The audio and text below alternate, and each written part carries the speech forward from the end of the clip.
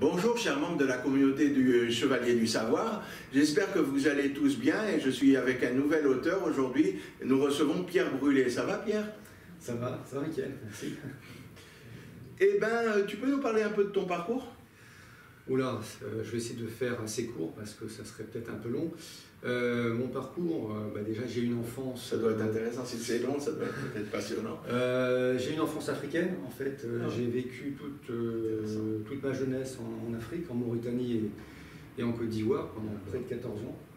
Donc c'est forcément une expérience de vie qui marque et qui, je pense, par la suite a dû influencer forcément mes textes que j'ai pu écrire.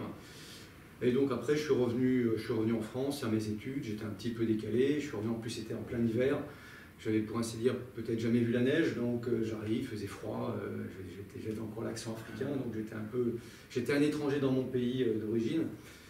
Et puis progressivement, j'étais comme un petit peu décalé, j'avais du mal à un petit peu m'insérer, j'ai découvert les jeux de rôle. C'était pour moi vraiment un sacré... J'ai joué un peu aussi. L'appel de Cthulhu surtout. Voilà, l'appel de Cthulhu, les Star Wars, les Middle Earth Role Playing, c'était toute la partie jeu de rôle des Seigneurs des Anneaux. Et c'était pour moi vraiment quelque chose de fort qui m'a donné envie de raconter des histoires. Parce que à la base, je lisais pas beaucoup, du moins plutôt des bandes dessinées, mais ça m'a donné le goût à la lecture aussi.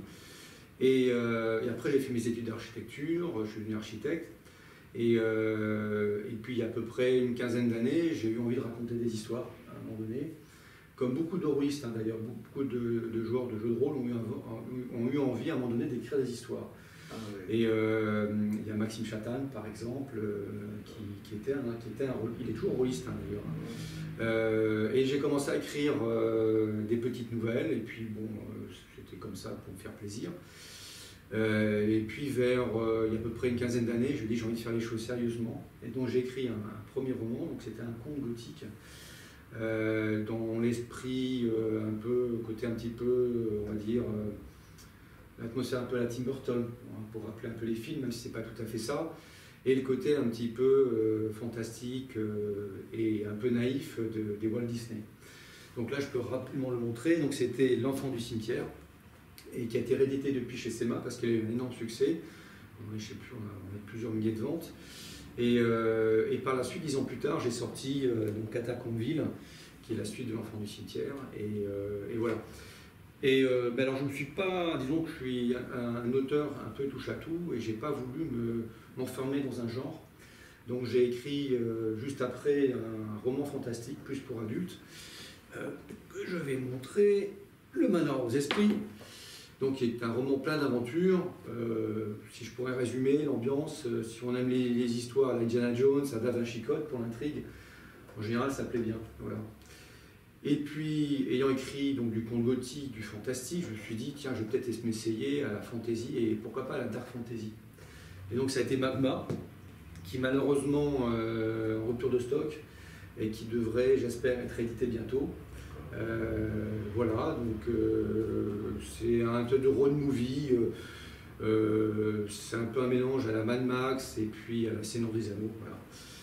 Et après, je me suis essayé à tout autre genre, incursion.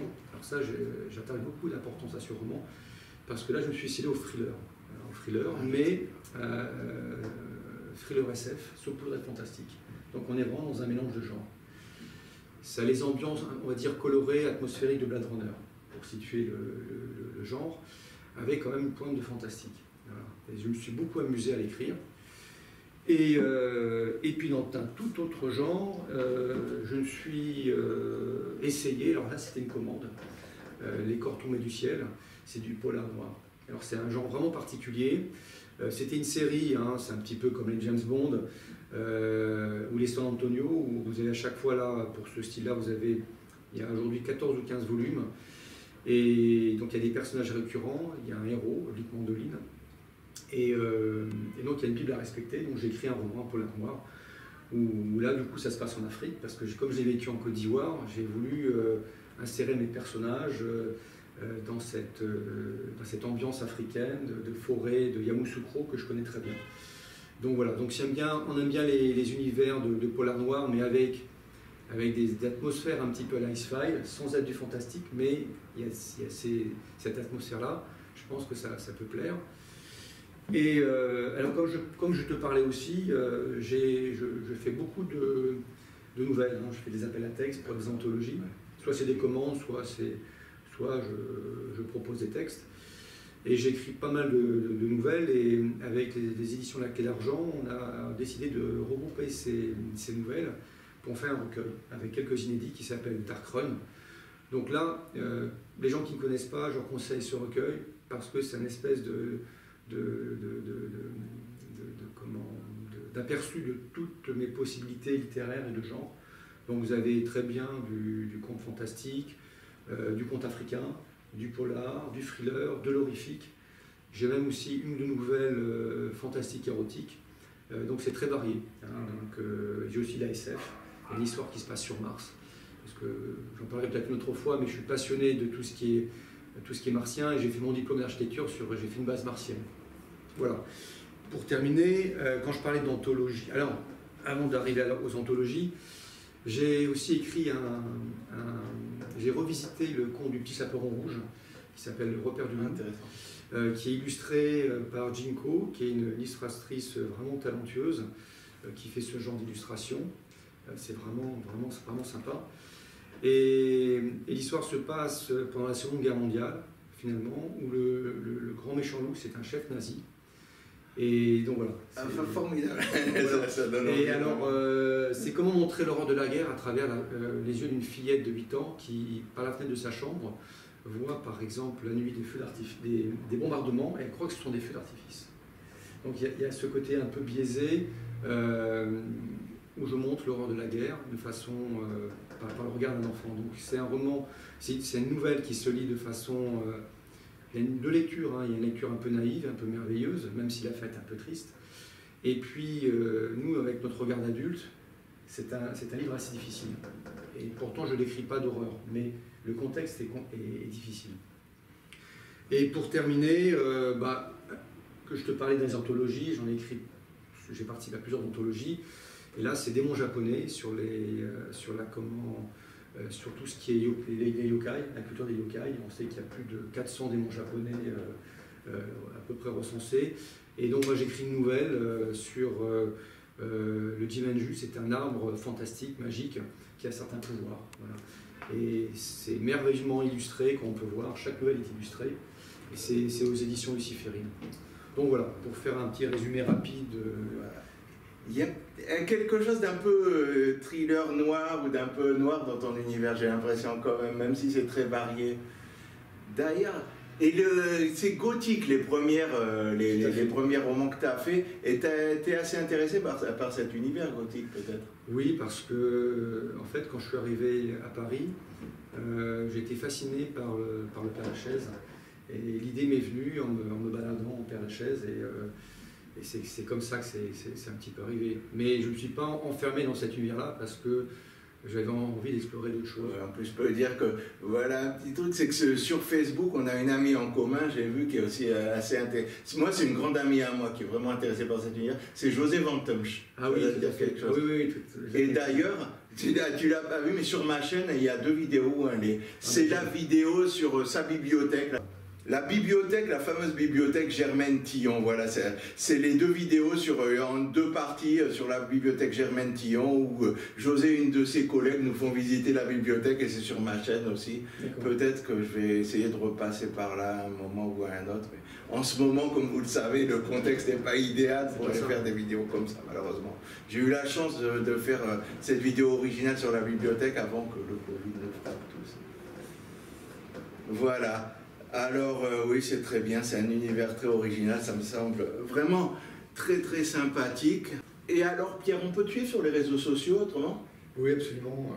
En fait, on peut me retrouver facilement sur Facebook, vous tapez Pierre Brulé, sur Instagram, et pareil, Pierre Brulé. Et puis j'ai aussi un site web, donc voilà, c'est assez facile de me trouver. Et puis aussi en tapant sur Google ou Amazon, on peut trouver mes livres assez facilement.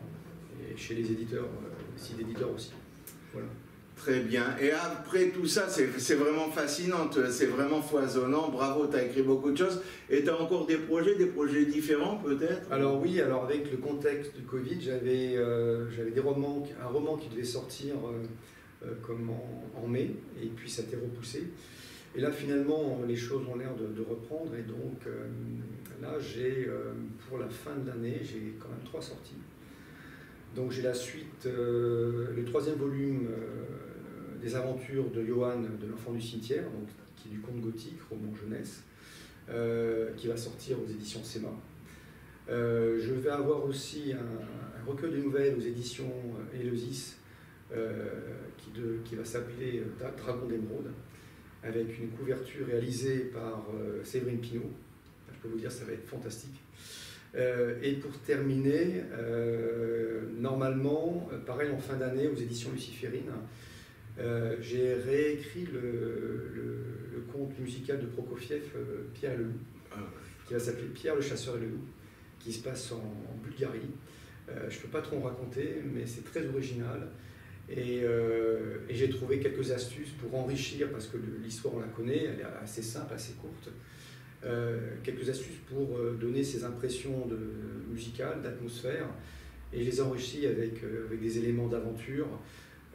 Et puis une mystérieuse voyante, Baba Vanga, qui a réellement existé et qui a vu des choses qui sont arrivées. Voilà. Je ne peux pas trop en parler, mais voilà, c'est 3 livres. Pas trop spoiler. Mais voilà, et puis normalement aussi un recueil de nouvelles aux éditions Lactée d'Argent, où j'ai participé à cette anthologie qui s'appellera Étrange floraison. Voilà. Très bien, ben merci beaucoup Pierre, c'était un plaisir de te recevoir. De toute façon, ben c'est bien, je suis admiratif de voir un auteur qui peut écrire autant et qui a non seulement tu as écrit beaucoup de choses et tout, c'est déjà foisonnant, et en plus tu as beaucoup de projets encore, ben c'est très bien. Et j'espère que la vidéo vous a plu, à vous tous, et bientôt de nouvelles surprises, de nouvelles vidéos, comme d'habitude, et toujours la même recommandation. Bon, vous pouvez liker, c'est bien, vous pouvez commenter les vidéos, partager, et surtout abonnez-vous. Allez, à bientôt pour une prochaine vidéo les amis. Au revoir.